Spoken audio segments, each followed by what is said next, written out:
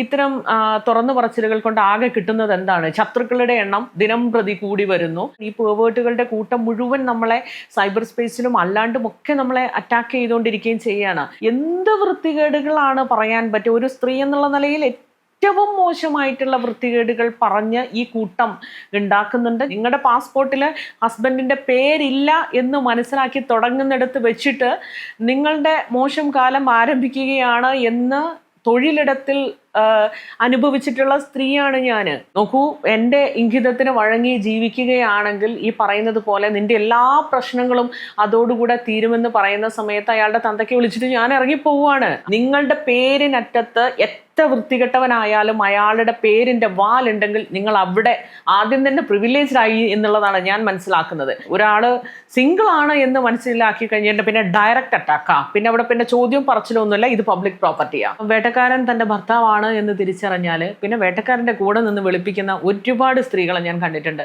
അതേ സ്ത്രീകൾ പിന്നീട് നമ്മൾ നോക്കുമ്പം അവൾക്കൊപ്പം എന്ന് പറഞ്ഞിട്ട് പോസ്റ്റ് ഇടുന്നത് കാണുമ്പോൾ നമുക്കുണ്ടാവുന്ന ഒരു പുച്ഛത്തെക്കുറിച്ച് നിങ്ങളൊന്ന് ആലോചിച്ച് നോക്കൂ. നിങ്ങൾ വീണ്ടും നിങ്ങളുടെ ഭർത്താവിനെ നിങ്ങൾ പോളിഷ് ചെയ്യാൻ ശ്രമിക്കുമ്പോൾ സംഭവിക്കുന്ന ഒരു കാര്യം, ഇയാൾ വീണ്ടും ഇരപിടിക്കാൻ ഇറങ്ങുകയാണ്.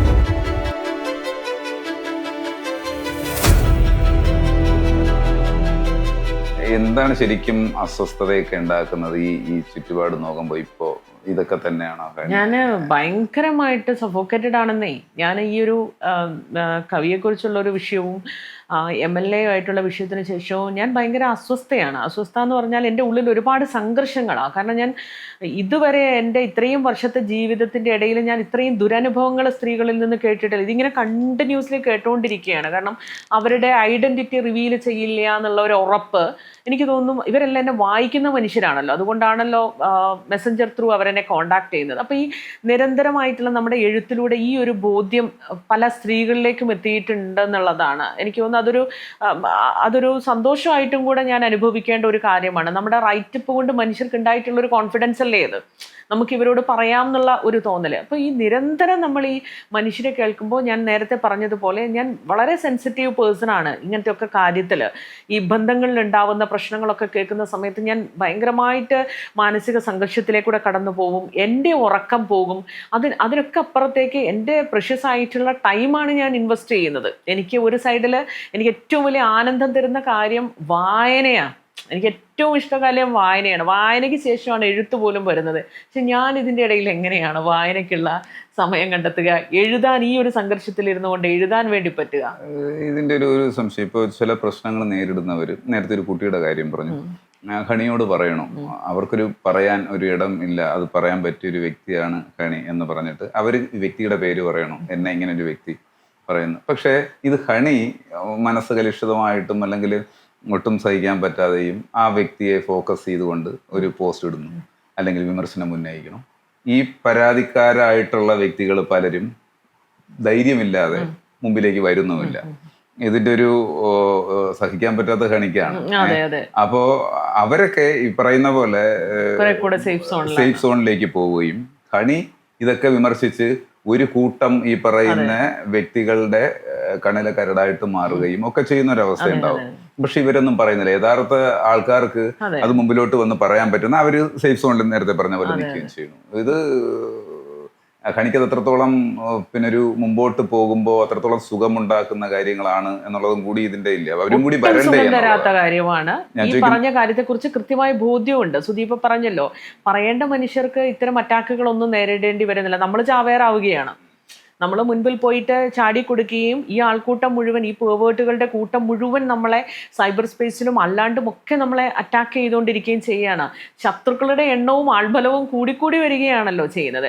പക്ഷെ ഞാൻ ഇത്തരം വിഷയങ്ങളിൽ ശ്രദ്ധയോടുകൂടെ മാത്രമേ ഞാൻ ഇടപെടുകയുള്ളൂ. കാരണം നേരത്തെ സുധി പറഞ്ഞ ഒരു പോയിന്റ് തന്നെയാണ്, ഇവർ കുറെ കൂടെ സേഫ് സോണില്ല. അവരുടെ നാവായി നിന്ന് നമുക്ക് നിരന്തരം ഇങ്ങനെ എഴുതാനോ സംസാരിക്കാനോ വേണ്ടി പറ്റില്ല. നമുക്ക് ചെയ്യാൻ പറ്റുന്ന ഒരു കാര്യം അവർക്ക് പരമാവധി മനോധൈര്യം കൊടുക്കുക എന്നുള്ളതാണ്. നിങ്ങൾ പതിയെ വന്നാൽ മതി, നിങ്ങളുടെ മുറിവുകളെ നിങ്ങൾ പതിയെ ഹീൽ ചെയ്താൽ മതി. ആ ഒരു സ്റ്റേജിലെത്തുമ്പോൾ നിങ്ങൾ പറയണം. അതല്ല, നിങ്ങൾ ഉടനെ തന്നെ പറയാൻ തയ്യാറായിട്ടുള്ള ഒരാളാണെങ്കിൽ തീർച്ചയായിട്ടും നമ്മളത് മുൻപിൽ നിന്ന് പറയുന്നതിൽ വലിയ ബുദ്ധിമുട്ടുകളൊന്നുമില്ല. ഇപ്പം ഈ ഒരു വിക്ടിമിൻ്റെ കാര്യം പറഞ്ഞല്ലോ, അവരത് കൃത്യമായി പറഞ്ഞിട്ടുണ്ട്, ഞാനത് എക്സ്പോസ് ചെയ്യും എന്ന് പറയുന്നൊരു ഘട്ടത്തിലാണ് നിങ്ങളത് ഒന്ന് ഈ പറയുന്നത് പോലെ എൻ്റെ സമാധാനത്തിന് വേണ്ടിയിട്ട് നിങ്ങൾ ഈ പറയുന്നത് പോലെ നിങ്ങൾ ആദ്യം തന്നെ ഇങ്ങനെ ഒരു സംഭവമുണ്ട് എന്നുള്ളത് നിങ്ങൾ എഴുതണമെന്ന് പറയുമ്പോൾ നമുക്ക് അപ്പുറത്ത് നിൽക്കുന്ന വിക്ടിം തരുന്ന ഒരു പ്രോമിസ് കൂടെ ഉണ്ട്. നോക്കൂ, നിങ്ങളെ ഞാൻ അങ്ങനെ ഒരുപാട് കാലം ചാവേറാവാൻ സമ്മതിക്കില്ല, ഇതാ പിന്നിൽ ഞാനുണ്ട് എന്നുള്ള ഒരു സംഭവത്തിൽ നിന്നാണ് ഈ ഒരു റൈറ്റ് വന്നിട്ടുള്ളത്. ഇപ്പം എന്നോട് ഷെയർ ചെയ്തിട്ടുള്ള എല്ലാ സ്ത്രീകളോടും ഞാൻ പറഞ്ഞിട്ടുള്ളൊരു കാര്യം, നിങ്ങൾ എഴുതൂ അല്ലെങ്കിൽ പറയൂ എന്നുള്ളതാണ്. അങ്ങനെ പേര് വെക്കാതെ ഒരുപാട് എഴുത്തുകളൊന്നും ഇനി ഒരുപാട് കാലം വരാൻ പോകുന്നില്ല എന്നുള്ളതാണ്. അത് കാരണം നമ്മുടെ ക്രെഡിബിലിറ്റിനെ കൂടെ ബാധിക്കുന്ന മാത്രമല്ല, ഇവിടെ വേറൊരു പ്രശ്നമുണ്ട്. ഇപ്പൊ ഹണി പറഞ്ഞത്, ഹണി ഇപ്പൊ അവർക്ക് ധൈര്യം കൊടുക്കണം. ഇത് കേട്ടിട്ട് ഹണിയുടെ ക്യാരക്ടർ ഞാൻ മനസ്സിലാക്കിയിടത്തോളം പെട്ടെന്നത് അസ്വസ്ഥത ഉണ്ടാക്കണു, മനസ്സുവല്ലാതെ വിഷമിക്കുന്നുണ്ട്. അപ്പം പിന്നെ അവർക്കൊരു ബലം കൊടുക്കുന്നുണ്ട്. എന്നാൽ ഇതിന്റെ പ്രതിയായിട്ടുള്ള കക്ഷിക്കെതിരെ ശക്തമായിട്ടുള്ള പ്രതികരണവും നടത്തുന്നുണ്ട്. നിങ്ങൾ എപ്പോഴെങ്കിലും ഇത് പറഞ്ഞാൽ മതി. പക്ഷെ ഒരു നമ്മൾ ചിന്തിക്കേണ്ട ഒരു കാര്യം, എപ്പോഴെങ്കിലും ഈ മുമ്പോട്ട് പോകുമ്പോൾ ഹണി പറഞ്ഞു കഴിഞ്ഞു, അല്ലെങ്കിൽ ആ വ്യക്തി ഫോക്കസ് ചെയ്യപ്പെട്ട വ്യക്തി ഇവരും ഓക്കെ അവര് സമൂഹത്തിനോട് റിയാക്ട് ചെയ്തിട്ടുണ്ട് എന്ന് പറഞ്ഞാൽ അവിടെ കൊണ്ട് സമാധാനിക്കുകയും എന്നെങ്കിലും പറയേണ്ടുന്ന ഹണി അവരോട് പറഞ്ഞിട്ടുണ്ട് എപ്പോഴെങ്കിലും നിങ്ങൾ റിയാക്ട് ചെയ്താൽ മതി. പക്ഷെ കാലം കടന്നു പോകുമ്പോൾ, കുറച്ച് ദിവസങ്ങളോ മാസങ്ങളോ ആഴ്ചകളോ മതി മടന്നു പോകുമ്പോൾ, അവരിതിന്ന് പതുക്കെ എന്തിൻ്റെയെങ്കിലും പേരിൽ അല്ലെങ്കിൽ ആരുടെയെങ്കിലും പ്രേരണയുടെ പേരിൽ പിൻവാങ്ങി പോവുകയും അവിടെ നേരത്തെ പറഞ്ഞ പോലെ ഹണി കൃത്യമായി ഫോക്കസ് ചെയ്യപ്പെടുകയും ചെയ്യും. അത് കുറച്ചുകൂടി ഞാൻ പറയുന്നത് റിയാക്ട് ചെയ്യേണ്ടെന്നല്ല, ആ റിയാക്ട് ചെയ്യുന്ന വ്യക്തികളെ കൂടെ ഒപ്പം പിന്നെ എന്നുള്ള സംഭവത്തിലല്ല. ഹണിക്ക് ആദ്യം ഇത് പറയാം, പക്ഷെ അത് നെക്സ്റ്റ് സ്റ്റെപ്പ് എന്ന് പറയുന്നത് അവരും കൂടി അതിന്റെ യഥാർത്ഥ ആള് പറയാൻ തയ്യാറായിരിക്കണം എന്നുള്ളതാണ്. അങ്ങനെ തന്നെയാണ് ഞാൻ പറഞ്ഞത്. അത് വളരെ റീസെന്റ് ആയിട്ട് സംഭവിക്കുന്ന കേസിൽ മാത്രമേ ഇത്തരം പ്രതികരണങ്ങൾ ഞാൻ നടത്തുള്ളൂ. കാരണം നേരത്തെ പറഞ്ഞ നമ്മുടെ ക്രെഡിബിലിറ്റിനെ കൂടെ ബാധിക്കുന്ന ഒരു വിഷയമാണ്. ഈ കോക്കസുകൾക്ക് കറക്റ്റ് ആയിട്ടുള്ള പ്ലാൻ ഉണ്ടെന്നേ, നമ്മൾ വിചാരിക്കുന്ന പോലെയല്ല. ഈ കൂട്ടങ്ങൾക്കും ഒരു പ്ലാൻ ഉണ്ട്, ഈ പെർവേർട്ടുകൾക്കും കൃത്യമായിട്ടുള്ളൊരു പ്ലാൻ ഉണ്ട്. ഞാൻ പറഞ്ഞല്ലോ, അവർ ഏറ്റവും മികച്ച ഫ്രോഡുകളും മികച്ച മാനിപ്പുലേറ്റേഴ്സുമാണ്. അപ്പോൾ ഇവരെന്താ ചെയ്യുന്നതെന്ന് വെച്ചിട്ടുണ്ടെങ്കിൽ, ഞാൻ ഈ ഒരു വിഷയത്തിൽ തന്നെ മനസ്സിലാക്കിയ ഒരു കാര്യം, ഇപ്പം എനിക്കെതിരെയൊക്കെ എന്ത് വൃത്തികേടുകളാണ് പറയാൻ പറ്റുക. ഒരു സ്ത്രീ എന്നുള്ള നിലയിൽ ഏറ്റവും മോശമായിട്ടുള്ള വൃത്തികേടുകൾ പറഞ്ഞ് ഈ കൂട്ടം ഉണ്ടാക്കുന്നുണ്ട്. ഞാനത് കൃത്യമായിട്ട് അറിയുന്നുണ്ട്. ഈ ഇത്തരം കഥകൾ പരമാവധി ആളുകളിലേക്ക് സ്പ്രെഡ് ചെയ്യുമെന്ന് പറഞ്ഞിട്ടാണ് ഇപ്പോൾ ഈ കോക്കസ് പ്രവർത്തിച്ചുകൊണ്ടിരിക്കുന്നത്. ഈ കവിയുടെ സുഹൃത്തുക്കളായാലും എല്ലാം നമ്മളത് കൃത്യമായിട്ട് അറിയുന്നുണ്ട്. വളരെ മോശപ്പെട്ട കഥകൾ ഉണ്ടാക്കുക, എന്തൊരു ക്യാമ്പയിൻ മാതിരിയാ. ഇങ്ങനെയൊക്കെ ഈ സ്ത്രീയെക്കുറിച്ച് പറഞ്ഞ് പരത്തിക്കോളൂ, ഇത് എന്നെ മാക്സിമം ഡാമേജ് ചെയ്യട്ടെ എന്നുള്ള രീതിയിലാണ് അവർ ഇപ്പം നടത്തിക്കൊണ്ടിരിക്കുന്ന കുൽസിത പ്രവൃത്തി എന്ന് പറയുന്നത്. അപ്പോൾ ഇത്തരം ഞാൻ ഒരുപാട് ഇങ്ങനെ റിവീലിംഗ് നടത്തിയിട്ടുള്ള ഒരാളല്ല. വളരെ റീസെൻ്റ് ആയിട്ടാണല്ലോ ഇങ്ങനൊരു വിഷയവുമായിട്ട് ഞാൻ മുൻപോട്ട് വരുന്നത്. അപ്പോൾ മുൻപോട്ട് പോകുന്നിടത്തോളം എനിക്ക് അത്രയും ബോധ്യമുള്ള, എൻ്റെ പിന്നാലെ തന്നെ ആ വിക്ടിം വെളിപ്പെടുത്തൽ നടത്തുമെന്ന് എനിക്കുറപ്പുള്ള കാര്യങ്ങളിൽ മാത്രമേ ഞാൻ ഇനി അത്തരം പ്രതികരണങ്ങൾ നടത്തുള്ളൂ. അല്ലെങ്കിൽ ഞാൻ ചാവേറായിട്ട് ഈ പറയുന്നത് പോലെ തീർന്നു പോകും എന്നുള്ളതാണ്. പിന്നെ ഈ കോക്കസ് ചെയ്യുന്ന മറ്റൊരു കാര്യം, നാളെ എന്നെക്കുറിച്ചും താടി വെച്ചയാള്, മറ്റേ വെള്ളം ഇട്ട് നടക്കുന്നയാള് എന്നൊക്കെ പറഞ്ഞിട്ട് ഒരു പേഴ്സണൽ റിവെഞ്ചിൻ്റെ പേരിൽ ഒരു പോസ്റ്റ് വന്നിട്ട് നമ്മളെ തകർക്കാൻ പറ്റില്ലേ? അപ്പോൾ ഇത് വെറും ഫേക്ക് സാധനമാണ്, ഇത് പേഴ്സണൽ സാധനമാണ്, ഇവരുടെ സാംസ്കാരിക രംഗം തകർക്കാൻ വേണ്ടിയിട്ടാണ് എന്നൊക്കെ പറഞ്ഞിട്ട് നമ്മുടെ ക്രെഡിബിലിറ്റീനെ ചോദ്യം ചെയ്യുന്ന രീതിയിലേക്ക്, നമ്മളാണ് ഇതിനെ മാനിപ്പുലേറ്റ് ചെയ്യുന്നത് എന്നുള്ള രീതിയിലേക്കൊക്കെ ഇവർ ഈ കൂട്ടം പ്രവർത്തിക്കുന്നുണ്ട്. അപ്പം വളരെ അത്യാവശ്യമാണ് വിക്ടിം തന്നെ സത്യം തുറന്നു പറയുക, അല്ലെങ്കിൽ ഒരു നടപടിയിലേക്ക് കടക്കുക എന്നുള്ളത് വളരെ അനിവാര്യമായിട്ടുള്ള കാര്യമാണ്. അല്ലെങ്കിൽ ഇതിൻ്റെ തുടർച്ചയായിട്ട് എന്നെപ്പോലെയുള്ള മനുഷ്യർക്ക് ഇത്തരം വിഷയങ്ങളിൽ എഴുതാനും പറയാനും പറ്റാതെയായി പോകും. നമ്മളൊക്കെ നടത്തുന്ന ഒരു വ്യക്തിപരമായിട്ടുള്ള ഒരു സമരമുണ്ടല്ലോ, അതിനെ ആളുകൾ സംശയിക്കുകയും ഈ പറയുന്നത് പോലെ അവർ സേഫ് സോണിലാവുകയും വിക്ടിം സേഫ് സോണിലാവുകയും നമ്മൾ മുന്നിൽ നിന്ന് അടിയേറ്റ് വാങ്ങി തീർന്നു പോവുകയും ചെയ്യും. അപ്പോൾ വളരെ സൂക്ഷ്മമായിട്ട് വളരെ ജാഗ്രതയോടുകൂടെ മാത്രമേ ഇത്തരം വിഷയങ്ങളിൽ ഇടപെടുള്ളൂ. പിന്നെ ഞാനത് മാത്രമല്ല, ഞാൻ ഒരു എന്താ പറയുക, ആക്ടിവിസ്റ്റ് ആയിട്ടൊന്നും പേരെടുക്കാൻ വേണ്ടിയിട്ട് ചെയ്യുന്ന പ്രവൃത്തിയോ അങ്ങനെയൊന്നുമല്ല. എനിക്ക് ഒരു പട്ടങ്ങളും വേണ്ട, എനിക്ക് ഒരു പട്ടങ്ങളും ആവശ്യമില്ല എന്നുള്ളതാണ്. നിങ്ങൾ എഴുത്തുകാരിയായിട്ട് പോലും എന്നെ പരിഗണിച്ചിട്ടില്ലെങ്കിൽ എനിക്കൊരു പ്രശ്നവുമില്ല. നിങ്ങൾ എന്നെ സാംസ്കാരിക മുഖമായിട്ട് എവിടെയും കൊണ്ട് ഇരുത്തിയിട്ടില്ലെങ്കിലും എന്നെ ഇത്തരം കാര്യങ്ങളൊന്നും അലട്ടുന്നേ ഇല്ല എന്നുള്ളതാണ്. ഞാൻ എൻ്റെ നിലപാടുകളുമായിട്ട് മുൻപോട്ട് പോകുമെന്നുള്ളതല്ലാതെ തുമ്മിയാൽ തെറിക്കുന്ന എന്തെങ്കിലും മുഖത്തിരിപ്പുണ്ടോ, തെറിച്ചു പോട്ടെ എന്നുള്ളത് മാത്രമേ ഉള്ളൂ. കാരണം എൻ്റെ വരുമാനം എഴുത്തല്ലല്ലോ, എനിക്ക് ഇത്തരം തുറന്നു പറച്ചിലുകൾ കൊണ്ട് ആകെ കിട്ടുന്നത് എന്താണ്? ശത്രുക്കളുടെ എണ്ണം ദിനം പ്രതി കൂടി വരുന്നു എന്നുള്ളതല്ലാതെ ഒരു മെച്ചവും ഇതിൽ നിന്നൊന്നും കിട്ടാനില്ല. നമ്മൾ കടന്നു പോകുന്ന ട്രോമ, നമ്മുടെ സ്ട്രെസ്സ്, നമ്മുടെ ഹെൽത്ത്, നമ്മുടെ തൊഴിലിടത്തെ പോലും അത് ബാധിക്കും എന്നുള്ളത് ഞാൻ അനുഭവിച്ചിട്ടുണ്ട്. പിന്നെ ഈ പേവേർട്ടുകളുടെ കൂട്ടം, ഒരു സ്ത്രീ ഒറ്റയ്ക്കാണ്, ഡിവോഴ്സ്ഡ് ആണ്, വിഡോ ആണ് എന്നൊക്കെ മനസ്സിലാക്കി കഴിഞ്ഞാൽ ഈ കൂട്ടം എല്ലായിടത്തും ഉണ്ടെന്നേ. നിങ്ങളുടെ പാസ്പോർട്ടിൽ ഹസ്ബൻഡിൻ്റെ പേരില്ല എന്ന് മനസ്സിലാക്കി തുടങ്ങുന്നിടത്ത് വെച്ചിട്ട് നിങ്ങളുടെ മോശം കാലം ആരംഭിക്കുകയാണ് എന്ന് തൊഴിലിടത്തിൽ അനുഭവിച്ചിട്ടുള്ള സ്ത്രീയാണ് ഞാൻ എൻ്റെ സർവൈവലിന് വേണ്ടി വളരെ കഷ്ടപ്പെട്ടിട്ട് ഞാനൊരു ജോലി നേടുന്നു. ആ ജോലി ഇടത്തിൽ പെട്ടെന്ന് ഡോക്യുമെൻറ്റേഷൻ്റെ സമയത്ത് ബോസ് നോക്കുമ്പോഴത്തേക്ക് ഭർത്താവിൻ്റെ പേരില്ല, കുഞ്ഞുണ്ട് താനും. അപ്പം സ്വാഭാവികമായിട്ടും ഡിവോഴ്സ്ഡ് ആയിട്ടുള്ള സിംഗിൾ പാരൻ്റ് ആയിരിക്കണമല്ലോ. അപ്പം അതിലേക്ക് കൂടുതൽ ചോദ്യങ്ങൾ ചോദിക്കുന്നു. വേറെ മാരേജ് ചെയ്യാനുള്ള താല്പര്യമുണ്ടോ എന്ന് ചോദിക്കുന്നു. വളരെ സത്യസന്ധമായിട്ട് നമ്മൾ അവിടെ കാര്യങ്ങൾ പറയുന്നു. നമുക്ക് അങ്ങനെയുള്ള പ്ലാനുകളൊന്നും എന്തായാലും ഇല്ല, കുഞ്ഞാണ് പ്രയോറിറ്റി എന്ന് പറയുന്നു. നമ്മളെ വളരെ പെട്ടെന്ന് പല ഇൻറ്റൻഷൻസോട് കൂടിയിട്ട് നമ്മളെ ജോലിക്ക് എടുക്കുന്നു. നമ്മുടെ ക്വാളിറ്റി, നമ്മുടെ പെർഫോമൻസ്, നമ്മുടെ എക്സ്പീരിയൻസ് അതൊക്കെ ആ സ്പോട്ടിൽ സെക്കൻഡറി ആവുന്നു. നമ്മളൊരു സിംഗിൾ പാരൻ്റ് ആണെന്നുള്ളത് മാത്രം പ്രയോറിറ്റി ആവുന്നു. ജോലിക്ക് കയറുന്ന സമയം മുതൽ പിന്നെ നമ്മുടെ ശനിദശ ആരംഭിക്കുക. ഞാനിത് വ്യക്തിജീവിതത്തിൽ അറിഞ്ഞിട്ടുള്ള ഒരാളാണ്. അതിൻ്റെ അങ്ങേയറ്റം വരെ അറിഞ്ഞിട്ട് എൻ്റെ ഫാമിലിയുടെ പില്ലർ എന്ന് പറയുന്നത് ഞാനാണ്.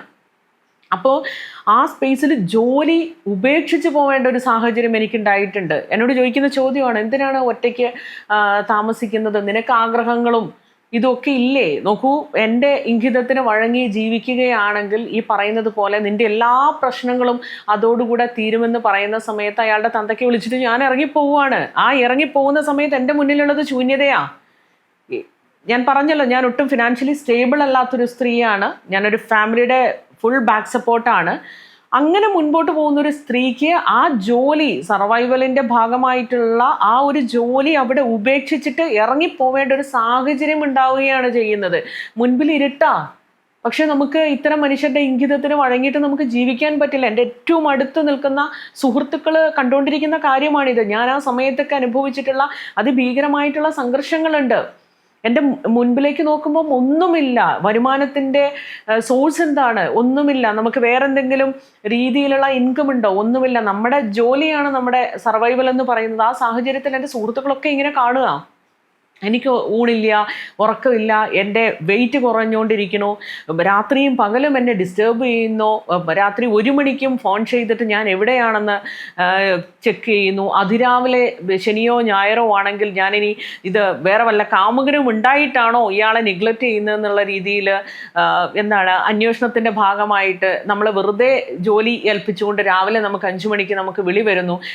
രാത്രി 12:30 സമയത്ത് ഡ്രൈവർ വിളിച്ചിട്ട് നമ്മളോട് എവിടെയാണെന്ന് ചോദിക്കും. നിങ്ങൾ എന്തിനാ ഇപ്പൊ വിളിച്ചെന്ന് ചോദിച്ചപ്പോൾ ഇല്ല, ഇങ്ങനെ ബോസിനെ കൊണ്ടുവിട്ട് വരുന്ന സമയത്ത് ഞാനൊന്ന് വിളിച്ചു എന്നുള്ളതേ ഉള്ളൂ എന്ന് പറയുമ്പോൾ നമുക്കറിയാം എന്തിനാ വിളിച്ചത് എന്നുള്ളത്. ശനിയും ഞായറും നമ്മൾ വല്ല കാമുകൻ്റെ കൂടെയാണോ എന്നൊക്കെ അറിയാൻ വേണ്ടിയിട്ട്, ഇതുകൊണ്ടാണോ ഇവരെ നമ്മൾ വേണ്ട എന്ന് വെക്കുന്നത് എന്നൊക്കെ രീതിയിലുള്ള ടെസ്റ്റിംഗ് ഒരു ഭാഗത്ത് നടക്കുന്നു. നിവൃത്തി കെട്ടിട്ട് പ്രൊബേഷൻ തീരുന്നതിൻ്റെ തൊട്ട് തലേ ദിവസം പറയുകയാണ്, ഒന്നുകിൽ നീ എൻ്റെ താല്പര്യത്തിന് വഴങ്ങുക, അതല്ല എങ്കിൽ നിൻ്റെ പ്രൊബേഷൻ കൺഫേം ചെയ്യില്ല എന്ന് മുഖത്ത് നോക്കി നമ്മളുടെ അടുത്ത് പറയുകയാണ്. ആ ഒരു ഘട്ടത്തിൽ പോലും നിങ്ങൾക്ക് എന്താ വേണ്ടതെന്ന് വെച്ചാൽ നിങ്ങൾ ചെയ്തോളൂ, നിങ്ങൾക്കൊപ്പം ഉണ്ടാവുമെന്നുള്ള പ്രതീക്ഷ വേണ്ട എന്ന് പറയുന്ന സമയത്ത് ഗതി കെട്ടിട്ട് നമ്മുടെ പ്രൊബേഷൻ കൺഫേം ചെയ്തു തരുന്നു. അതിനുശേഷം അതിഭയങ്കരമായിട്ടുള്ള രീതിയിൽ നമ്മളെ ബുദ്ധിമുട്ടിക്കുന്നു. രാത്രി 11 മണി വരെയും 12 മണി വരെയും ഓഫീസിലിരുത്തുന്നു. ഗൾഫ് പോലത്തെ ഒരു രാജ്യത്ത് സംഭവിക്കുന്ന കാര്യമാണ് ഞാൻ ഈ പറയുന്നത്. ഇത്രയും ശക്തമായിട്ട് നിയമങ്ങളുള്ള ഒരു രാജ്യത്ത് പോലും ഈ ഇന്ത്യൻസ് നടത്തിക്കൊണ്ടിരിക്കുന്ന വൃത്തികേടിനെ കുറിച്ചാണ് ഞാൻ പറയുന്നത്. ഇതെൻ്റെ ജീവിതമാണ്. പുറത്തു നിന്നുള്ള മനുഷ്യർ ചോദിക്കും, ഹണിക്ക് എങ്ങനെയാ ഇത്രയും പ്രശ്നങ്ങൾ, അല്ലെങ്കിൽ ഹണി എന്തുകൊണ്ടാണ് ഇങ്ങനത്തെ ഇതിലേക്കൂടെ കടന്നു പോകുന്നത് എന്ന് ചോദിച്ചാൽ ഇതിനൊക്കെ എന്ത് സമാധാനമാണ് ഞാൻ പറയേണ്ടത്? ഒറ്റയ്ക്കുള്ള ഒരു സ്ത്രീയോട് ഈ ലോകം കാണിക്കുന്ന അനീതിയെക്കുറിച്ച് ഞാൻ സംസാരിക്കുന്നത്. ഒരു സോഷ്യൽ സ്പേസിൽ, വീടിനകത്ത്, ഒരു തൊഴിലിടത്ത് ഒറ്റയ്ക്കുള്ള ഒരു സ്ത്രീ ഫേസ് ചെയ്യുന്ന കാര്യമാണ് ഞാൻ പറയുന്നത്. നിങ്ങളുടെ പാസ്പോർട്ടിൽ ഹസ്ബൻഡിൻ്റെ പേരില്ല എന്ന് കാണുന്ന നിമിഷം മുതൽ നിങ്ങൾ ടാർഗറ്റ് ചെയ്യപ്പെടുകയാണ്. എല്ലാ സ്ത്രീകളുടെയും അനുഭവം ഇതാവണമെന്ന് നിർബന്ധമില്ല. പക്ഷേ ഞാൻ ഈ സാഹചര്യങ്ങളിൽ കൂടെയൊക്കെ കടന്നു പോയിട്ടുണ്ട്. ഞാൻ ആ ഇരുട്ടിലേക്ക് ഇറങ്ങി നടന്നിട്ടുണ്ട് എന്നുള്ളതാണ്. എൻ്റെ ധൈര്യം എന്ന് പറയുന്നത് എൻ്റെ വിദ്യാഭ്യാസമാണ്. 1 മാസം 2 മാസം അല്ലെ 3 മാസം ഞാൻ പട്ടിണി കിടക്കേണ്ടി വരും. 4ാമത്തെ മാസം എനിക്ക് ജോലി കിട്ടുമെന്നുള്ള എൻ്റെ കോൺഫിഡൻസാണ് എന്നെ മുൻപോട്ട് കൊണ്ടുപോകുന്നത്. പക്ഷേ ഇതിന് സാധ്യമല്ലാത്ത എത്രമാത്രം സ്ത്രീകളുണ്ട് എന്നുള്ളതാണ് നിങ്ങൾ ആലോചിക്കേണ്ടത്. നമ്മൾ പറയാറില്ലേ, ഈ സ്ത്രീ എങ്ങനെ പെട്ടുപോയി എന്ന്? ഇങ്ങനെയാണ് പെടുന്നത്.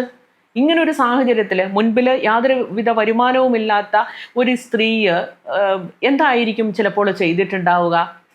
അവർക്കൊരു കുഞ്ഞുണ്ട്, എനിക്കൊരു മകനുണ്ടല്ലോ. ഈ ഞാൻ കാണിച്ച ധൈര്യം എല്ലാ സ്ത്രീകൾക്കും ഉണ്ടാവുമോ?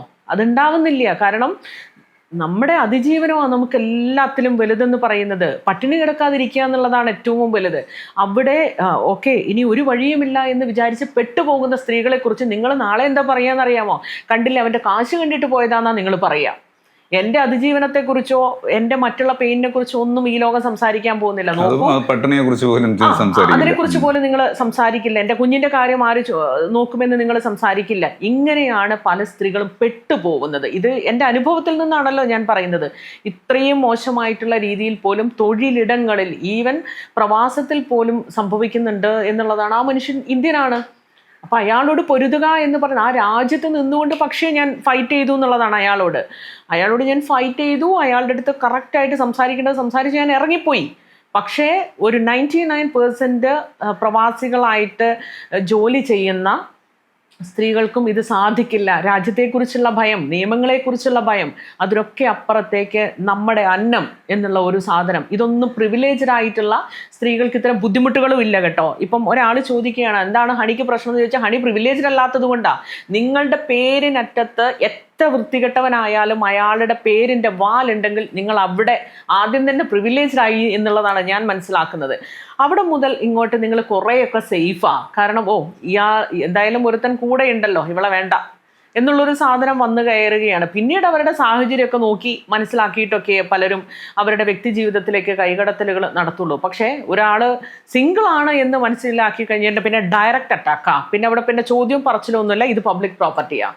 ആ അർത്ഥത്തിൽ എപ്പോഴെങ്കിലും ഒരു പ്രിവിലേജ് എനിക്ക് വേണം, അല്ലെങ്കിൽ സേഫ് ആവണം, ഏതൊരു സ്ത്രീ എന്ന് പറയാമല്ലോ, ഒരുവിധം സ്ത്രീകളെങ്കിലും ആഗ്രഹിക്കുന്ന ഒരു പാസ്പോർട്ടിൽ പേര് സിംഗിൾ പേരൻ്റ് ആണെന്ന് തിരിച്ചറിയുന്നത് മാറിയിട്ട് ഒരു പങ്കാളി എന്നുള്ള സംഭവം ചിന്തിക്കാത്തതും തോന്നാത്തതും, നേരത്തെ പറഞ്ഞ പോലെ പുരുഷ വർഗങ്ങളോട് പോലും പൊതുവെ ഉണ്ടാകുന്ന ഒരു തരം വിരക്തി അല്ലെങ്കിൽ അകൽച്ചയാണോ?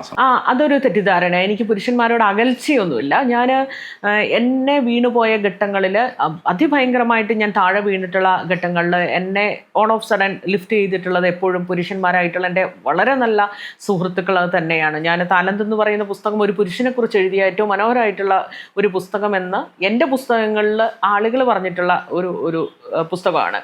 അപ്പോൾ പുരുഷന്മാരോട് എനിക്ക് വിരോധമുണ്ടെങ്കിൽ ഒരു മനുഷ്യനെ കുറിച്ച്, അതും പ്രീസ്റ്റ് ആയിട്ടുണ്ടായിരുന്ന ഒരു മനുഷ്യനെ കുറിച്ച് ഞാൻ, മനോജ് ഒറ്റപ്ലാക്കൽ, ഞാൻ അങ്ങനെ ഒരു പുസ്തകം രചിക്കില്ലല്ലോ. ഇപ്പം അഷിതയെ കുറിച്ച്, അദ്ദേഹത്തിന്റെ പേര് ഞാൻ മറന്നുപോയി, ഒരു രഘുനാഥ് പാലേരി, അദ്ദേഹം എത്ര ഭംഗിയായിട്ടാണ് ആ സ്ത്രീയെ കുറിച്ച് പറഞ്ഞത്. അപ്പൊ അത്തരത്തിലുള്ള സൗഹൃദങ്ങളൊക്കെ ഉള്ള ആളാണ് ഞാൻ. ഏറ്റവും സമ്പന്നയായിട്ടിരിക്കുന്നത് വളരെ ചുരുക്കം മനുഷ്യരാണെങ്കിൽ പോലും ആ ഒരു സർക്കിൾ എൻ്റെ കൂടെ ഉള്ളത് കൊണ്ടാണ്. ആ സർക്കിളിനെ ഞാൻ അത്രയധികം റിവീൽ ചെയ്തിട്ടുമില്ല. ഇപ്പം പ്രത്യേകിച്ചും ആൺസുഹൃത്തുക്കളാണെങ്കിൽ അത് പറഞ്ഞ് കഴിയുന്ന നിമിഷം മുതൽ ഇതിനെ എങ്ങനെ നശിപ്പിച്ച് കയ്യിൽ തരാം എന്ന് വിചാരിക്കുകയും ആ 2 മനുഷ്യരുടെ ജീവിതത്തിലും എന്തെല്ലാം പ്രശ്നങ്ങൾ ഉണ്ടാക്കാൻ പറ്റുമോ അതിന് മാത്രം മെനക്കിടുന്ന ഒരു വലിയ ആൾക്കൂട്ടം ഉണ്ട് എന്നുള്ള ബോധ്യം എനിക്കുണ്ട്. അതുകൊണ്ട് എൻ്റെ ഏറ്റവും മനോഹരമായിട്ട് ഞാൻ കൊണ്ടു നടക്കുന്ന എൻ്റെ സൗഹൃദങ്ങളെ, ആ സൗഹൃദങ്ങളിൽപ്പെട്ട പുരുഷന്മാരെ ഞാൻ അത്ര എളുപ്പത്തിലൊന്നും പുറത്ത് കാണിക്കാൻ വേണ്ടി പോകുന്നില്ല എന്നുള്ളതാണ്. അതെല്ലാ കാലത്തും ഈ പറയുന്നത് പോലെ ഒരിക്കൽ ഞാൻ അവരെക്കുറിച്ച് എഴുതും, അതുവരെ അവർ അത്രയും ഭദ്രമായിട്ട് തന്നെ ഇരിക്കട്ടെ എന്നുള്ളതാണ്. ആ മനുഷ്യരൊക്കെയാണ് എന്നെ ആ വീഴ്ചയിൽ നിന്ന് കരകയറ്റിയിട്ടുള്ളത്. അതുകൊണ്ട് എൻ്റെ ജീവിതത്തിൽ ഏറ്റവും മനോഹരമായ പ്രണയം സംഭവിച്ചിട്ടുണ്ട്. അപ്പം അത് പുരുഷനോട് മാത്രമേ പ്രണയം തോന്നിക്കൂടൂ എന്നൊന്നുമില്ല. ഞാൻ പറഞ്ഞത് എൻ്റെ പ്രണയം സംഭവിച്ചിരിക്കുന്നത് പുരുഷനോടാണ്. അപ്പം ഞാനൊരു പുരുഷവിരോധിയൊന്നുമല്ല. പക്ഷേ ചുറ്റും നടക്കുന്ന ഇത്തരം കാര്യങ്ങൾ നമുക്ക് വളരെ വിമ്മിഷ്ടമുണ്ടാക്കുന്നുണ്ട് എന്നുള്ള ഒരു വസ്തുത മാത്രമേ ഉള്ളൂ. ഇതിൻ്റെ കൂടി ചേർത്ത് ചോദിക്കണേ, പ്രണയത്തെക്കുറിച്ചാണ് ചോദിക്കുന്നത്. നേരത്തെ പറഞ്ഞ പോലെ ഒരു ഒരു വ്യക്തി പേര് റിപ്പീറ്റ് ചെയ്യുന്നതിൽ താല്പര്യമില്ല, എന്നാലും ഇത് കണക്ട് ചെയ്യാൻ വേണ്ടിയിട്ട് ചോദിക്കുന്നു എന്ന് മാത്രമേ ഉള്ളൂ. ഇഷ്ടമാണ്, പ്രണയമാണെന്നൊക്കെ പറഞ്ഞിട്ട് പെൺകുട്ടിയെ വശീകരിക്കണോ, അല്ലെങ്കിൽ ആ പെൺകുട്ടി അത് സത്യസന്ധമാണെന്ന് വിചാരിക്കണോ, തെറ്റിദ്ധരിക്കണോ, അയാളിൽ വീണു പോകണോ, ഇങ്ങനെ കുറേ കഥകൾ കേൾക്കുമ്പോൾ അയാളെ കുറിച്ച് മാത്രമല്ല ഒരുപാട് കഥകൾ ഇങ്ങനെ പിന്നാലെ വരുമ്പോൾ സമൂഹത്തിൻ്റെ ഭൂരിപക്ഷവും ഇത്തരം ചതിക്കപ്പെടുന്ന ചീറ്റ് ചെയ്യപ്പെടുന്ന മുഖങ്ങൾ മാത്രം കാണുമ്പോൾ ഈ പ്രണയം എന്ന് പറയുന്ന സാധനം ഉണ്ടല്ലോ, സാധാരണ ചിലപ്പോഴൊക്കെ തോന്നിയിട്ടുണ്ട് ഈ പ്രണയം സാഹിത്യത്തിനും കലയ്ക്കും കവിതയ്ക്കും ഒക്കെ മാത്രമാണ്, സിനിമാ ഗാനങ്ങൾക്ക് മാത്രമാണ് പ്രണയം ഭംഗിയുള്ളത്, റിയാലിറ്റിയിൽ അത്ര സുഖമുള്ള സാധനം എന്നല്ല എന്നും ഒരു സൈഡിൽ കേൾക്കുന്നുണ്ട്. ഈ ഇത്തരം സംഭവങ്ങൾ കൂടുമ്പം പ്രണയം എന്ന് പറയുന്ന സംഭവം ഇങ്ങനെ നശിച്ചു പോകണു എന്നും കൂടി ഒരു അഭിപ്രായമുണ്ടോ എനിക്ക് പൊതുവേ? പ്രണയത്തിന് വംശനാശം സംഭവിച്ചുകൊണ്ടിരിക്കുന്നു അങ്ങനെയൊന്നും തോന്നിയിട്ടില്ല. പക്ഷേ മുൻപൊക്കെ ഈ പറയുന്നത് പോലെ നമുക്കൊരു വ്യക്തിയിൽ നിന്ന് മറ്റൊരു വ്യക്തിയിലേക്കുള്ള ദൂരം എന്ന് പറയുന്നത് വളരെ വലുതായിരുന്നു. ഇപ്പം നമ്മുടെ ഇഷ്ടംപോലെ സ്പേസ് ഉണ്ട് നമുക്ക് എന്നുള്ളതാണ്. ഒരു ഫോണിനറ്റത്ത് ഏത് മനുഷ്യനെയും കണക്ട് ചെയ്യാം എന്നുള്ളതാണ്. അതുകൊണ്ട് വേർപിരിയലുകളുടെ എണ്ണം കൂടുന്നു എന്നുള്ളത് മാത്രമേ ഉള്ളൂ. അതിൽ തന്നെ ഒരു പോസിബിലിറ്റി ഉള്ളത് കൊണ്ട് മനുഷ്യരത് ചൂസ് ചെയ്യുന്നു എന്നുള്ളത് മാത്രമാണ്. അതെല്ലാ കാലത്തും അത് അങ്ങനെയൊക്കെ തന്നെയായിരുന്നു. പക്ഷേ മറ്റൊരാളിലേക്ക് കണക്ട് ചെയ്തെത്താനുള്ള ദൂരം വളരെ കുറവായിരുന്നത് കൊണ്ട് മുൻപൊക്കെ കുറേ കൂടെ ഒരു അഡ്ജസ്റ്റ്മെൻറ്റിൽ കാര്യങ്ങൾ നീങ്ങുന്നുണ്ടായിരുന്നു. ഇപ്പോൾ ആ അഡ്ജസ്റ്റ്മെൻറ്റ്സിന് ആരും താല്പര്യപ്പെടുന്നില്ല. നെക്സ്റ്റ് ഓപ്ഷൻ ഉണ്ടെന്നുള്ളതാണ്. ഒരു ബസ്സിന് കൈനീട്ടി നിർത്തുന്നില്ലെങ്കിൽ അടുത്ത ബസ് വരട്ടെ, കൈനീട്ടും, അത് നിർത്തുമായിരിക്കും എന്നുള്ള ഒരു സാധനം ഉണ്ടല്ലോ. ആ ഒരു മെൻറ്റാലിറ്റിയിലേക്ക് നമ്മുടേന്ന് പറയുന്നില്ല, ആളുകളുടെ പ്രണയത്തെക്കുറിച്ചുള്ള ഒരു കാഴ്ചപ്പാടൊക്കെ കുറച്ചൊക്കെ മാറിയിട്ടുണ്ട് എന്നുള്ളതാണ്. പിന്നെ നമുക്കൊരു ബന്ധവും നീണ്ടു പോകണമെന്നൊന്നും വാശി പിടിക്കാൻ വേണ്ടിയിട്ട് പറ്റില്ല. ഒരു ഘട്ടത്തിലെത്തുമ്പം പറ്റില്ല എന്ന് തോന്നുന്നിടത്ത് പക്ഷേ മാന്യമായിട്ട് കൈ കൊടുത്ത് പിരിയുക എന്നുള്ളതാണ്. സ്നേഹിച്ചതിൻ്റെ പേരിൽ, നിങ്ങളെ വിശ്വസിച്ചതിൻ്റെ പേരിൽ, നിങ്ങളെ സ്നേഹിച്ചതിൻ്റെ പേരിൽ നിങ്ങൾ ഒരാളെ ക്രൂശിക്കുന്നുണ്ടെങ്കിൽ അയാളാണ് ഏറ്റവും വലിയ ക്രിമിനൽ എന്ന് നമുക്ക് പറയേണ്ടി വരും. അയാൾ കാണിച്ചത് ഒരു കാലത്തും സ്നേഹമായിരുന്നില്ല എന്നുള്ള ഒരു ബോധ്യപ്പെടൽ കൂടെ ഉണ്ടായിരിക്കണം. എങ്ങനെയാണ് രണ്ട് മനുഷ്യർ പരസ്പരം അത്രമേൽ അടുത്ത് നിന്നിട്ട് പിന്നെ ഈ കീരിയെയും പാമ്പിനെയും പോലെ നിന്നിട്ട് രണ്ട് ശത്രുരാജ്യങ്ങളെ പോലെ നിന്നിട്ട് പൊരുതുന്നത് പലപ്പോഴും കാണാൻ കഴിഞ്ഞ കാലങ്ങളിലുണ്ടായ നല്ല നിമിഷങ്ങൾ മാത്രം ഓർത്തെടുത്താൽ മതിയാവും. അങ്ങനെ ഓർത്തെടുക്കാൻ ശ്രമിച്ചാൽ പോലും അതിന് സമ്മതിക്കാതെ ഫൈറ്റ് ചെയ്യുന്ന മനുഷ്യരുണ്ട്. ഞാൻ അനുഭവിച്ചിട്ടുള്ളതാണ്. എൻ്റെ ജീവിതത്തെ വിടാതെ പിന്തുടർന്ന് എന്നെ ഉപദ്രവിച്ചുകൊണ്ടിരിക്കുന്ന ആ മനുഷ്യനൊക്കെ ഭൂമിയിൽ ജീവിച്ചിരിപ്പുണ്ട്. ഇവർ മരിച്ചുപോയി എന്ന് ചിന്തിച്ചിട്ട് നമ്മൾ ഒരുപാട് ദൂരം നമ്മൾ മുൻപോട്ട് നടന്നു എന്നുള്ളതാണ്. നമ്മൾ ആ മനുഷ്യനുമായിട്ട് ബന്ധപ്പെട്ടിട്ടുള്ള ഒരു ഓർമ്മയും നമ്മുടെ ടൈം ലൈനിൽ പോലും എത്താത്ത രീതിയിൽ നമ്മൾ അവരുടെ ജീവിതത്തിൽ നിന്ന് വിട്ടുപോയിട്ടും അവരൊരു പേവേർട്ടോ ക്രിമിനലോ ആണ് എന്ന് കൂടെ ഉണ്ടായിരുന്ന അല്ലെങ്കിൽ കൂടെ നടന്ന ഒരു സ്ത്രീ എന്നുള്ള രീതിയിൽ നമുക്ക് മനസ്സിലായി എന്നുള്ള ഒരു സത്യം കൊണ്ട് ഇതിനി പുറത്തു പറഞ്ഞാലോ എന്നുള്ള ഭയം കൊണ്ട് നമ്മൾ നിരന്തരം ഉപദ്രവിച്ചുകൊണ്ടിരിക്കുകയാണ്. ഇപ്പം ഞാൻ യാത്ര ചെയ്യുന്ന സമയത്ത് അല്ലെങ്കിൽ വേറെ എന്തെങ്കിലും പ്രോഗ്രാമിൽ പങ്കെടുക്കുന്ന സമയത്തൊക്കെ ഒരു രീതിയിലും എന്നോട് കമ്മ്യൂണിക്കേറ്റ് ചെയ്യാൻ സാധ്യതയില്ലാത്ത മനുഷ്യർ പോലും എൻ്റെ അടുത്ത് വന്നിട്ട് ഇങ്ങനെ ഒരാൾ വിളിച്ചിരുന്നു, നിങ്ങളെക്കുറിച്ച് വളരെ മോശമായിട്ട് സംസാരിച്ചിരുന്നു എന്നൊക്കെ പറയുമ്പോൾ നമ്മളിങ്ങനെ ഒരു ഞെട്ടിപ്പോകുന്നൊരു സാഹചര്യമുണ്ട്. കാരണം നമ്മൾ എന്തല്ല എന്നറിയുന്ന മനുഷ്യനാണ് ഇതൊക്കെ പറയുന്നത്. നമ്മളിപ്പം ഞാൻ നേരത്തെ പറഞ്ഞല്ലോ, ഒട്ടും ഫിനാൻഷ്യലി സ്റ്റേബിൾ അല്ലാത്തൊരു സ്ത്രീയാണ്. നമുക്ക് സ്വന്തമായിട്ടൊരു വീടോ സ്ഥലമോ ബാങ്ക് ബാലൻസോ ഒന്നും ഇല്ലാത്തൊരു സ്ത്രീയാണ്. ഞാൻ ജോലി വിട്ട് ഇതേപോലെയുള്ള ട്രോമകൾ വന്ന് ജോലി വിട്ടിട്ട് മറ്റൊരു ജോലി അന്വേഷിക്കുന്ന സമയത്ത് പോലും ഞാൻ കടന്നുപോയ കഷ്ടത എൻ്റെ ചുറ്റുമുള്ള വളരെ ചുരുക്കം മനുഷ്യർക്ക് മാത്രമേ അറിയുള്ളൂ. ആ സമയത്ത് പോലും നമ്മൾ ഇത്തരം വിഷമങ്ങളിലാണ് എന്ന് ഒരാളെയും തോന്നിപ്പിക്കാതെ നമ്മൾ വൃത്തിയിലും മെനയിലും ചാനലിൻ്റെ മുന്നിലും എന്താ പറയുക പ്രോഗ്രാംസിലും ഒക്കെ വന്ന് കയറിയിരിക്കുമ്പോൾ ഇതും കൂടെ സ്വന്തം പട്ടികയിലേക്ക് ഒരു നാണവും ഇല്ലാതെ അതും കൂടെ ചേർത്ത് വെച്ചുകൊണ്ട് നോക്കൂ, അവൾ അതിഗംഭീരമായിട്ട് ജീവിക്കുന്നത് കണ്ടോ, എന്നെ പറ്റിച്ച കാശ് കൊണ്ടാണ് കണ്ടോ, അവൾ നല്ല സാരി ഉടുത്തിരിക്കുന്നത് കണ്ടോ, ഞാൻ മേടിച്ചതാണെന്ന് പറയുന്ന മനുഷ്യന്മാരാണ്. എത്ര നീചമായിട്ടാണ് അപ്പോൾ ഇവർ നമ്മുടെ ജീവിതത്തിൽ ഒരു കാലത്ത് ഇടപെട്ടുകൊണ്ടിരുന്നത്. അത് നമ്മൾ അറിഞ്ഞില്ലല്ലോ എന്നുള്ള വലിയ അപമാനം എനിക്കുണ്ട്. കാരണം ഇത്തരം അഴുക്ക് ചിന്തയുള്ള മനുഷ്യരെയൊക്കെയാണ് നമ്മൾ ഏറ്റവും സ്നേഹത്തോടെ ചേർത്ത് നിർത്തിയതെന്നുള്ള അപാരമായ വേദനയാണ്. അതൊരു കുറ്റബോധമല്ല, കാരണം ഞാനും കൂടെ ഉൾപ്പെടുന്ന ഒരു സംഭവമാണല്ലോ. അവിടെ നമ്മൾ ആ മനുഷ്യനെ തിരിച്ചറിഞ്ഞില്ല എന്നുള്ള ഒരു യാഥാർത്ഥ്യം നമുക്ക് ഉണ്ടാക്കുന്ന ഒരു അപമാനവും വേദനയുമുണ്ട്. അതൊരിക്കലും എന്നെ ഒരു പകയിലേക്കൊന്നും കൊണ്ടുചെന്ന് എത്തിച്ചിട്ടില്ല. പക്ഷേ നമ്മുടെ കൂടെ നടന്ന മനുഷ്യനറിയാം എന്തെല്ലാം അനീതി നമ്മളോട് കാണിച്ചു എന്നുള്ളത്. ഇതിൽ നിന്നുണ്ടാവുന്നൊരു ഭയമുണ്ട്. ഈ അനീതികളെല്ലാം അറിയുന്ന ഒരാൾ ഭൂമിയിൽ ജീവിച്ചിരിക്കുന്നു എന്നുള്ളതാണ് അവരുടെ ഏറ്റവും വലിയ ഭയമെന്ന് പറയുന്നത്. അതിനെ പ്രിവെൻറ്റ് ചെയ്യാൻ വേണ്ടിയിട്ടാണ് ഈ സർക്കസ് മുഴുവൻ കാണിക്കുന്നത്. അവിടെ ചെയ്യാൻ പറ്റുന്ന കാര്യം എന്താണ്? നമ്മുടെ തൊട്ടടുത്ത് നിൽക്കുന്ന ഒരാളാണ് നമ്മുടെ മിത്രങ്ങളെ തിരിച്ചറിയാൻ പറ്റുക, നമ്മുടെ ശത്രുക്കളെ തിരിച്ചറിയാൻ പറ്റുക. ഞാനിങ്ങനെ നോക്കുമ്പം ഈ റീസെൻ്റ് ആയിട്ടും കൂടെ ഞാൻ കണ്ട കാര്യമാണ്. ഞാൻ കുട്ടിക്കാലം മുതൽക്കുള്ള നമ്മുടെ പല വിഷയങ്ങൾ നമ്മൾ സംസാരിച്ചിട്ടുണ്ടാവുമല്ലോ, നമ്മുടെ ശത്രുക്കളെക്കുറിച്ച്, നമുക്കുണ്ടായിട്ടുള്ള ദുരനുഭവങ്ങളെക്കുറിച്ച്, നമ്മുടെ സറൗണ്ടിങ്സിനെ കുറിച്ചൊക്കെ നമ്മൾ ഷെയർ ചെയ്തിട്ടുണ്ടാവും. അങ്ങനെ തന്നെയാണല്ലേ ഒരു ബന്ധത്തിൽ ഉണ്ടാവുക. അപ്പോൾ ഇതൊക്കെ നോട്ട് ചെയ്ത് വെക്കുകയാണ്. ഇവരുടെ ഏറ്റവും അടുത്ത സുഹൃത്തുക്കൾ ഇതാണ്, ഇവരുടെ ശത്രുക്കൾ ഇതാണ്. ഇയാൾ എന്താണെന്ന് മനസ്സിലായി കഴിയുന്ന ആ നിമിഷം മുതൽ ഇപ്പം ഞാൻ റിയലൈസ് ചെയ്യുന്നുണ്ട്, ഞാൻ കണ്ടുകൊണ്ടിരിക്കുകയാണ് ഈ ശത്രുക്കളെ മുഴുവൻ കണക്ട് ചെയ്തുകൊണ്ട് ഫ്ലൈറ്റ് ടിക്കറ്റ് എടുത്തായാലും ശരി പോയി കണ്ട് അവരുടെ കൂടെ ഇരുന്ന ചിത്രങ്ങൾ സോഷ്യൽ മീഡിയയിൽ പങ്കുവെച്ചിട്ട് എന്നെ ഭയപ്പെടുത്താൻ ശ്രമിച്ചുകൊണ്ടിരിക്കുകയാണ്. നോക്കൂ, നിനക്ക് അടുപ്പമുണ്ടായിരുന്ന മനുഷ്യനല്ലേ ഇത്, ഞാൻ അയാളെ പോയി കണ്ടിട്ടുണ്ട് കേട്ടോ, ഇതാ വരുന്നുണ്ട് പിന്നാലെ അടുത്ത അടി എന്ന് പറഞ്ഞ് ഭയപ്പെടുത്താൻ ശ്രമിച്ചുകൊണ്ടിരിക്കുക. ഈ നമ്മളെക്കുറിച്ച് നമ്മളെ അപാരമായി വേദനിപ്പിച്ച മനുഷ്യരുമായിട്ട് ഒരു കണക്ഷൻ ഉണ്ടാക്കിയിട്ട് ഒരു വലിയ ശത്രുക്കളുടെ ഒരു കോക്കസ് ഉണ്ടാക്കാൻ വേണ്ടി ശ്രമിച്ചുകൊണ്ടിരിക്കുക. ഇവൾ എന്നെങ്കിലും എന്നെക്കുറിച്ച്, എൻ്റെ കയ്യിലിരിപ്പിനെക്കുറിച്ച് പറയുന്ന സമയത്ത് നോക്കൂ, നിന്നെ ഏറ്റവും വെടക്കായിട്ട്, ഏറ്റവും പോക്ക് കേസായിട്ട് നിന്നെ ചിത്രീകരിക്കാൻ വേണ്ടിയുള്ള എല്ലാ സജ്ജീകരണവും ഞാൻ ചെയ്തുകൊണ്ടിരിക്കുകയാണെന്ന് പ്രൂവ് ചെയ്യുന്ന സാധനങ്ങൾ നമ്മൾ അവരുടെ ടൈം ലൈനിൽ നമുക്ക് കാണണ്ടെങ്കിലും ആരെങ്കിലും അയച്ചു തന്നിട്ട് നമ്മൾ കാണുന്നുണ്ട്. ഞാൻ ഈ പറഞ്ഞതുപോലെ ഇദ്ദേഹമൊക്കെ മരിച്ചുപോയി എന്ന് കണക്കാക്കിയിട്ട് ഞാൻ എത്രയോ വർഷം മുൻപോട്ട് പോയി. കഴിഞ്ഞ ദിവസം വളരെ യാദൃശ്ചികമായിട്ടാണ് ഒരു സുഹൃത്ത് ഈ പ്രൊഫൈൽ ഇങ്ങനെ തുറന്നിട്ട് ഇങ്ങനെ കാണിച്ചു തരുമ്പോഴാണ് ഞാൻ ഇതൊക്കെ ഇങ്ങനെ കണ്ടിട്ട് ഇങ്ങനെ അന്തം വിട്ടിരിക്കുക. അദ്ദേഹം സ്പെൻഡ് ചെയ്യുന്നൊരു സമയം, എനർജിയൊക്കെ ഉണ്ടല്ലോ, ഒരാളെ ഭൂമിയിൽ നിന്ന് തൂത്ത് കളയാൻ വേണ്ടിയിട്ട്, ഇല്ലാതെയാക്കാൻ വേണ്ടിയിട്ടാണല്ലോ ഈ കോപ്പ് മുഴുവൻ കൂട്ടുന്നത്. കാരണം ജീവിച്ചിരിക്കുന്നത് അപകടമാണ്. ഇത് 1, 2, 3 കേസല്ല, പല വിഷയങ്ങളുണ്ട്, പല പറ്റിക്കൽപ്പെടലുകൾ പലരോടും നടത്തിയിട്ടുണ്ട്. ഇതൊക്കെ ഈ സ്ത്രീ മനസ്സിലാക്കുകയും ചെയ്തു.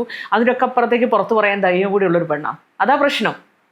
ഏതെങ്കിലും ഒരു മൂലയ്ക്കിരുത്താം എന്ന് വിചാരിച്ചെടുത്ത് ഇവിടെ മൂലയ്ക്ക് എന്തായാലും ഇരിക്കാൻ പോകുന്നില്ല, ഇന്നല്ലെങ്കിൽ നാളെ ഒരു കൊടുങ്കാറ്റ് പോലെ വരാനുള്ള ഒരു സാധ്യതയുണ്ട് എന്ന് പറഞ്ഞിട്ട് എൻ്റെ ഏറ്റവും പ്രിയപ്പെട്ട മനുഷ്യരെ ഇങ്ങനെ മാനിപ്പുലേറ്റ് ചെയ്ത് മാറ്റി ഒരു സർക്കിൾ ഉണ്ടാക്കിക്കൊണ്ടിരിക്കുക. എൻ്റെ തൊട്ടടുത്തുണ്ടായിരുന്ന മനുഷ്യരോട് പോലും ഈ മനുഷ്യർക്ക് എന്നാൽ നമ്മളോട് ഇത് ചോദിക്കാനുള്ള ഒരു ആത്മബന്ധം ഉള്ള മനുഷ്യരാണ്. പക്ഷേ സമൂഹത്തിനൊരു പൊതു സ്വഭാവമുണ്ട്, ഒരാളെക്കുറിച്ച്, പ്രത്യേകിച്ച് ഒരു സ്ത്രീയെക്കുറിച്ച് മാനിപ്പുലേറ്റ് ചെയ്തൊരു നെഗറ്റീവ് പറഞ്ഞു കഴിഞ്ഞിട്ടുണ്ടെങ്കിൽ ഇതിൽ അഭിരമിക്കുന്ന സ്ത്രീകൾ ഒരുപാടുണ്ട്.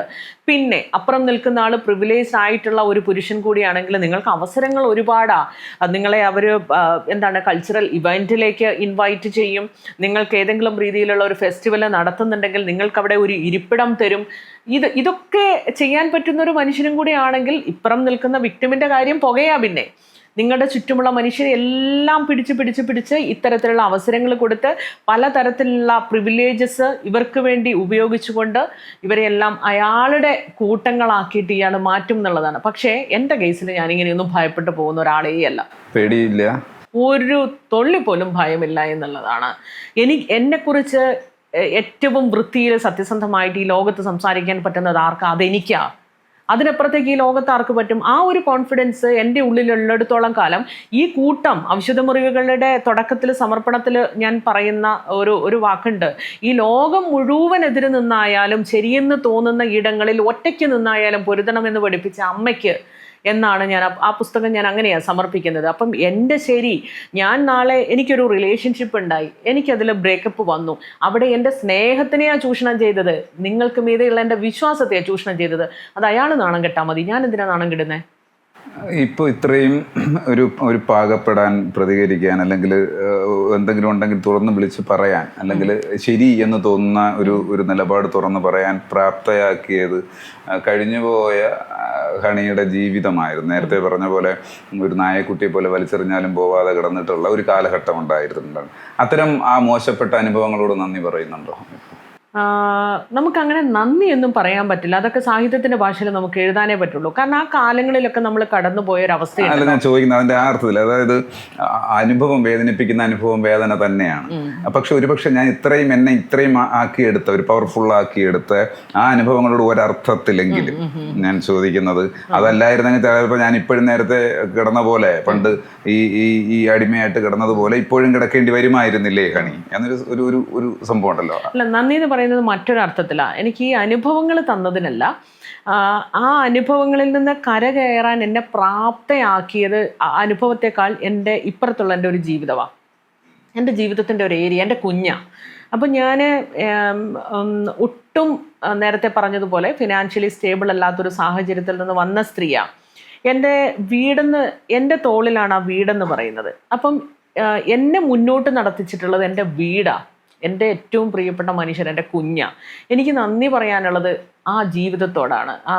ആ ഒരൊറ്റ കാരണം കൊണ്ടാണ് എനിക്കിപ്പുറത്ത് നിൽക്കുന്ന മറ്റെല്ലാത്തിനോടും ഫൈറ്റ് ചെയ്യാനുള്ള ഒരു ധൈര്യം ഉണ്ടായത്. അതുകൊണ്ട് എൻ്റെ ജീവിതത്തിലുണ്ടായ അപ്പുറത്തെ ആ ദുരനുഭവമല്ല, അതിനപ്പുറത്ത് എൻ്റെ ഇപ്പുറം നിൽക്കുന്ന എൻ്റെ ജീവിതം എന്താണോ ആ ജീവിതമാണ് എന്നെ മുന്നോട്ട് നടത്തിച്ചിട്ടുള്ളത്. ആ ജീവിതത്തോട് ഒരർത്ഥത്തിൽ എനിക്ക് നന്ദിയുണ്ട്. ഞാൻ ഇത്തരം വിഷയങ്ങളൊക്കെ വരുമ്പോൾ എനിക്ക് മരിക്കാൻ പറ്റില്ല, എനിക്ക് മരിക്കാൻ 1% പോലും ചാൻസ് ഇല്ലാത്ത, ഓപ്ഷൻ ഇല്ലാത്ത സ്ത്രീയാണ് ഞാനില്ലാത്തൊരു ലോകത്ത് എൻ്റെ മോൻ ഒരു പെൻസിലിനോ അല്ലെങ്കിൽ ഒരു നോട്ട് പുസ്തകത്തിനോ മറ്റൊരാളുടെ മുന്നിൽ പോയിട്ട് കെഞ്ചേണ്ട ഒരു സാഹചര്യം ഉണ്ടാവരുത് എന്നുള്ള ബോധ്യമുള്ള ഒരു അമ്മയാണ്. ലോകത്ത് കുഞ്ഞുങ്ങളുള്ള, മുൻപ് ഞാൻ പറഞ്ഞിട്ടുണ്ടെന്ന് തോന്നുന്നു, പല ഇൻ്റർവ്യൂസിലും പറഞ്ഞിട്ടുണ്ട്, കുഞ്ഞുങ്ങളുള്ള അമ്മമാർക്ക്, വേറൊരു ഓപ്ഷനും ഇല്ലാത്ത അമ്മമാർക്ക് മരിക്കുന്നതിനെ കുറിച്ച് നിങ്ങൾക്ക് ചിന്തിക്കാനുള്ള ഒരു ഓപ്ഷൻ പോലും ഇല്ല. നിങ്ങൾ ജീവിച്ചേ പറ്റുള്ളൂ.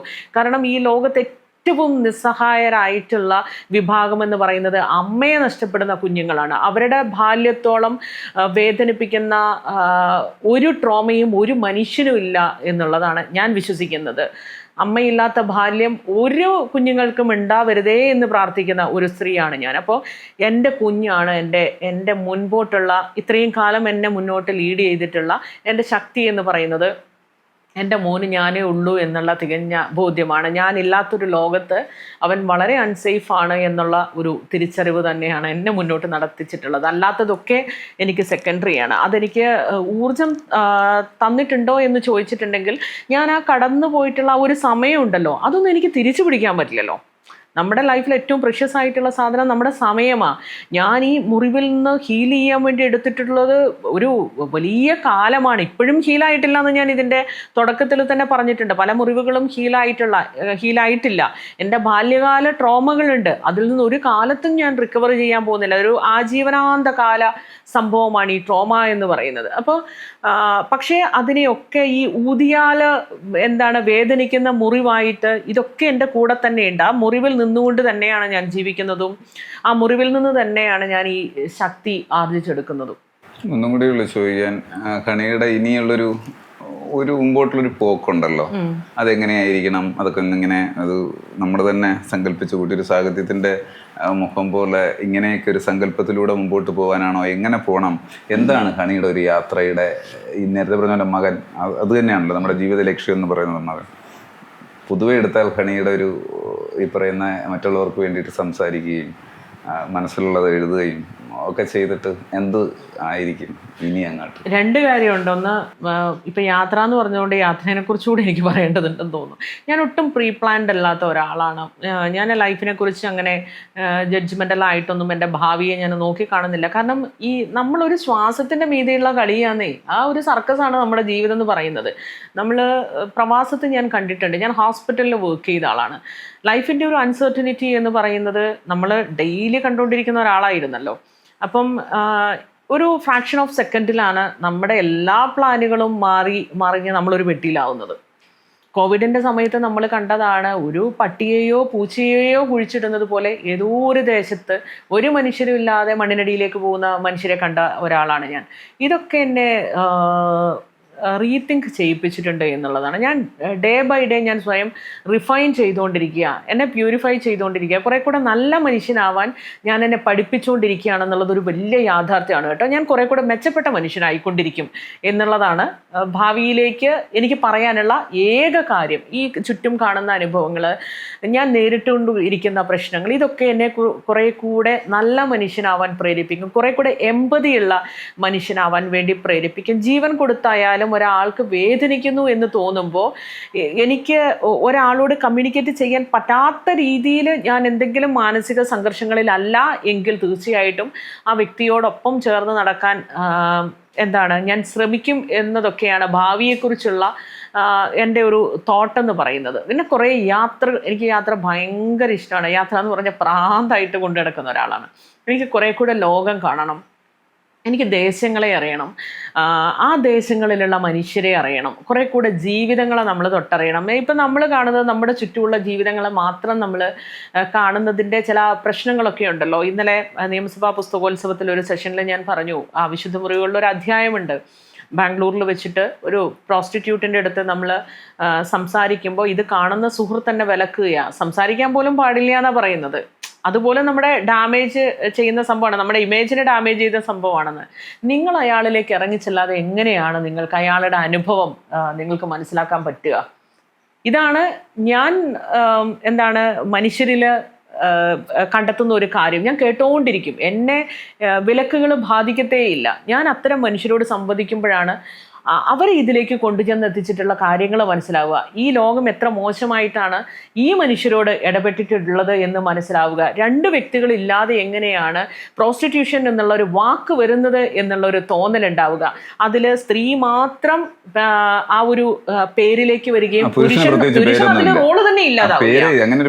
അങ്ങനെ പേരില്ല, അങ്ങനെ ഒരു റോളില്ല, സ്ത്രീ മാത്രം ഇങ്ങനെ മുൻപിൽ വന്ന് നിൽക്കുന്ന ഒരു അവസ്ഥയുണ്ടല്ലോ. അപ്പം നമ്മൾ കുറെ കൂടെ നമുക്ക് പരിചിതമല്ലാത്ത ദേശങ്ങളിലേക്ക്, പരിചിതരല്ലാത്ത മനുഷ്യരിലേക്ക് കുറെ കൂടെ ഇറങ്ങി നടക്കുക, ആളുകളെ നിരന്തരം കേട്ടുകൊണ്ടേയിരിക്കുക. നമുക്ക് എത്ര കണ്ട് റിഫൈൻ ചെയ്യാൻ പറ്റുമോ അത്രയും കണ്ട് നമ്മൾ റിഫൈൻഡ് ആവുക, കുറെ കൂടെ നല്ല മനുഷ്യനാവാൻ ശ്രമിച്ചുകൊണ്ടിരിക്കുക. ഈ ഒറ്റ കാര്യം മുൻപോട്ട് നോക്കുമ്പോൾ ബാക്കി ഒന്നും പ്രീ പ്ലാൻഡ് അല്ല. ഒരു പ്ലാനും എൻ്റെ ജീവിതത്തെക്കുറിച്ച് എനിക്കില്ല. കാരണം ഞാൻ ആഗ്രഹിച്ചതുപോലെയോ അല്ലെങ്കിൽ ഞാൻ വിചാരിച്ചതുപോലെയൊന്നും അല്ല എൻ്റെ ജീവിതം എന്നെ കൊണ്ടുചെന്ന് എത്തിച്ചിട്ടുള്ളത്.